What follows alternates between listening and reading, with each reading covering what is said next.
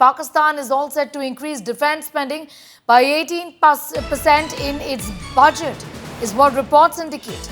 Pakistan coalition government has endorsed an 18% increase in defense spending to over 2.5 trillion in the next budget due to tensions with India at this point in time, is what media reports indicate.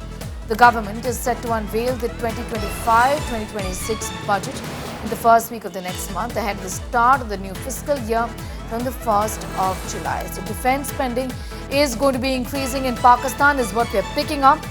18% increase in the budget on military spending, on defense spending, is what reports indicate. The coalition government of the country in Pakistan really has endorsed an 18% increase in defense spending to over 2.5 trillion in the next budget. I'm going straight across to Geeta Mohan for more on that. Geeta, essentially this speaks volumes of the fact that they are anticipating military action against them. Of course, all noise that is being made about possible attack from India. The government is clearly nervous, and that's the reason why this big increase that's being planned for next month as far as the presentation of its budget is concerned. Well, that's right. But what is interesting, Sneha, is that they've increased the budget, but where will the money come from? That's the big question. I ask this is only because they are at a very crucial juncture with the International Monetary Fund. Their review is up on the 9th of May, if I'm not wrong. And what they are looking for is about $7 billion of loan from the IMF. And if we look at the 2.5 trillion Pakistani INR, it translates to about 8 billion. And that is a huge number.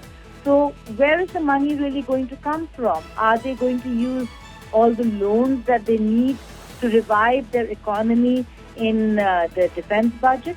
Because their defense budget, they do not have the money that they require for this increase itself.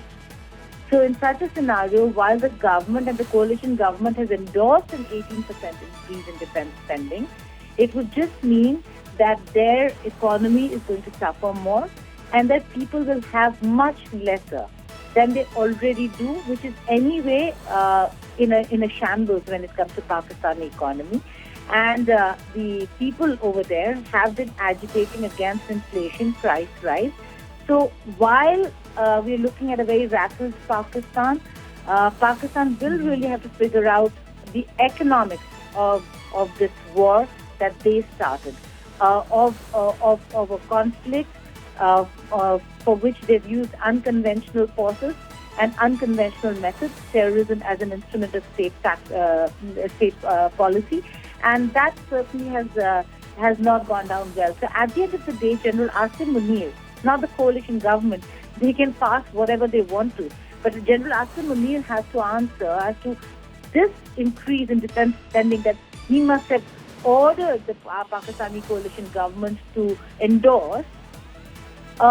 What does this entail, and where does the money really come from? That's right. You know, the big question is whether Pakistan is going to really try and fight India on borrowed money, isn't it, Geeta?